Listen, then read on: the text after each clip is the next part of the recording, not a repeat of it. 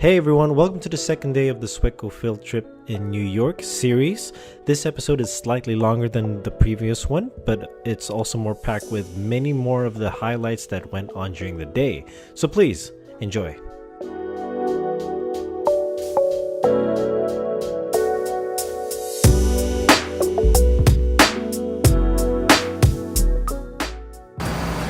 So we went off at Rector Street on our way to city planning seminar. We also have a full spec curriculum. It's going to be a lot of walking. It's going to be hot today as well, so we'll try to stay put and try to get hydrated and have good exercise. See you guys soon.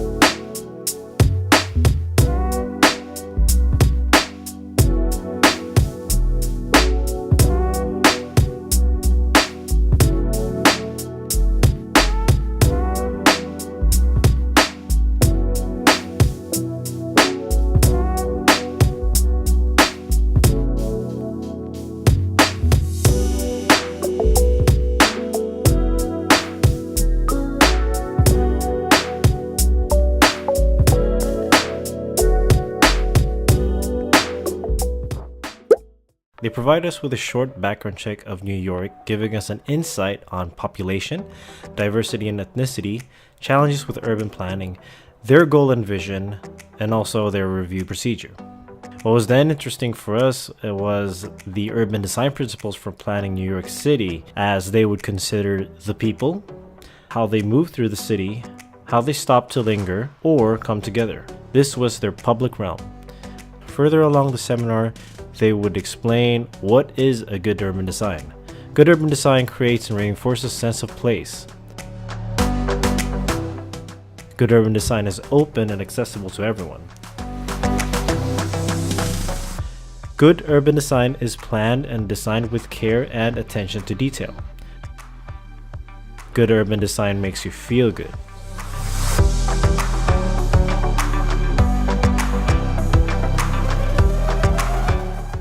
They also went through how they make good urban design, and this is achieved by on-site, getting to know the place, engage through a visualization, scale, thinking across the scales, anticipate, thinking about the long-term and short-term,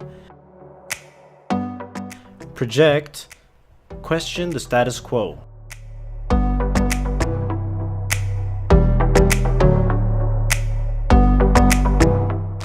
So coming up to the second part of the seminar, we also got the opportunity of having FXCollaborative, earlier Fox and Fowl, telling us about their firm and projects. They are around 150 people today and have designed many of the buildings seen in New York City. They started off in commercial designing office buildings. You can see one of them here, NASDAQ Market Site building in Times Square, which is the first sustainable office tower done in the US. Usually it is very limited to have advertisement on buildings in New York since there are strict regulations against it, apart from the Times Square area where you have to have one. If you don't have one, you won't get a building permit. You even get a bonus if it flashes and moves around. We have a Reuters building. Another thing worth mentioning is that many of the clients are family-owned businesses, meaning they started off with coming to New York City, buying an apartment, renovating it, selling it, buying a bigger property, selling that, buying a whole building and continuing on with this trend and eventually becoming a wealthy multi-million company. 35XV Condominium Complex. It received the 2018 Award of Excellence from the Best Tall Building Americas. One element of New York City's famous zoning resolution is the sky exposure plane, a virtual sloping plane that determines the extent of upper floors in tall buildings to ensure light and air reach street level.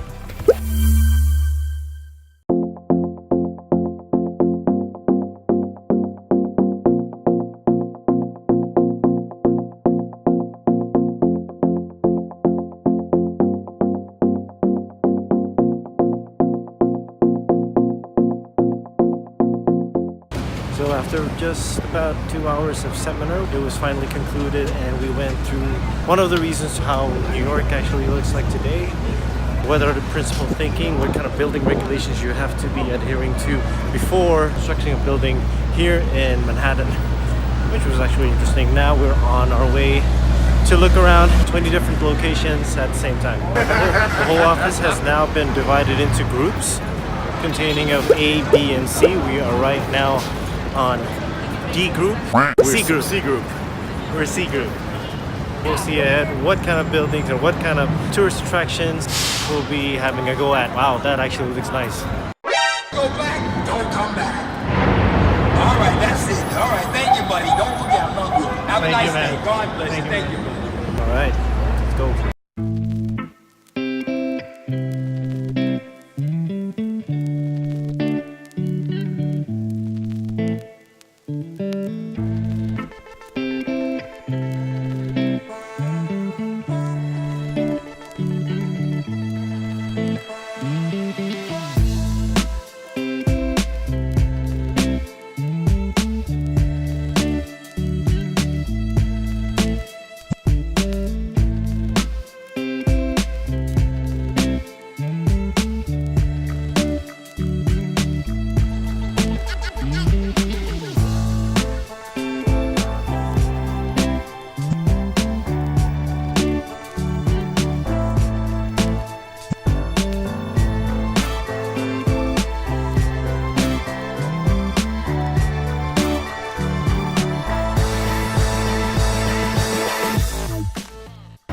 So at this point at the time, we're just running around New York, just trying to capture what it is that was actually gone through during the seminar that we just had.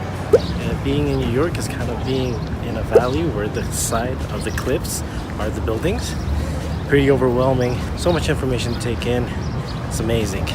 There's so many impressions. The people here are very friendly. It creates such a positive vibe and is complemented with all the good food, shopping, and culture. Not to mention that you feel quite safe walking around at any time, night or day. Visit New York.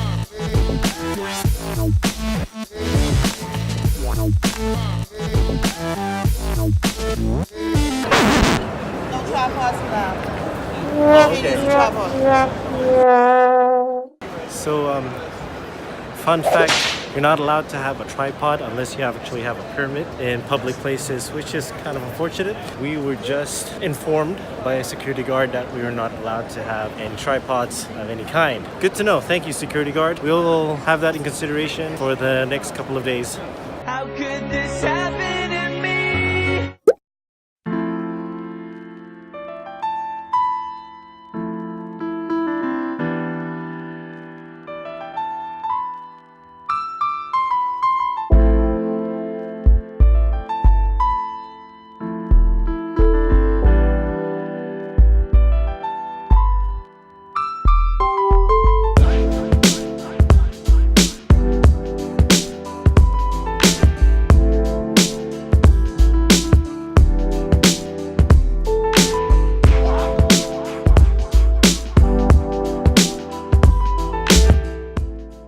So as of this moment, we're now heading back to town. It's afternoon. We just had lunch, and our tour guide just mentioned that we're gonna go back in time, trying to visit all the buildings from 1990, 30 years back, just to see how it actually has been, layer upon layer, kind of historical things going on.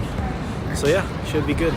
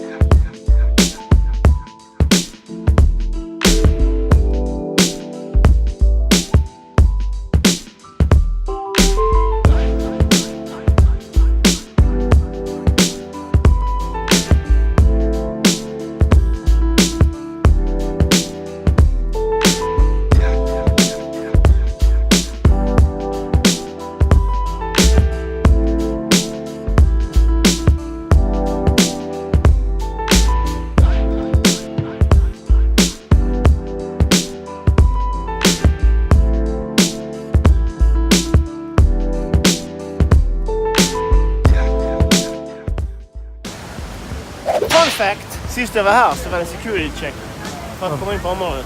Now it's open. Peace.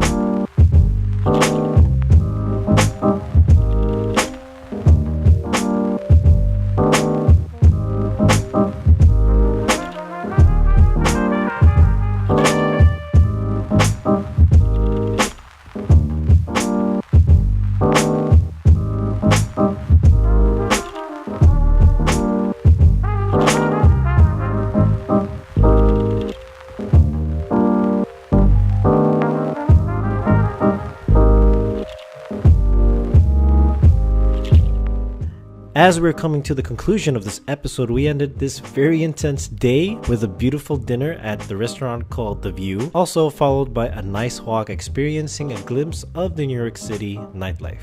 Thank you so much for watching. Hope you've enjoyed this episode as it focuses more on some of the many good bits from the seminar with New York City Planning Department and FXCollaborative. Thank you so much. Please leave a like and hit the subscribe button as we will continue with episode 3 very soon. Stay tuned.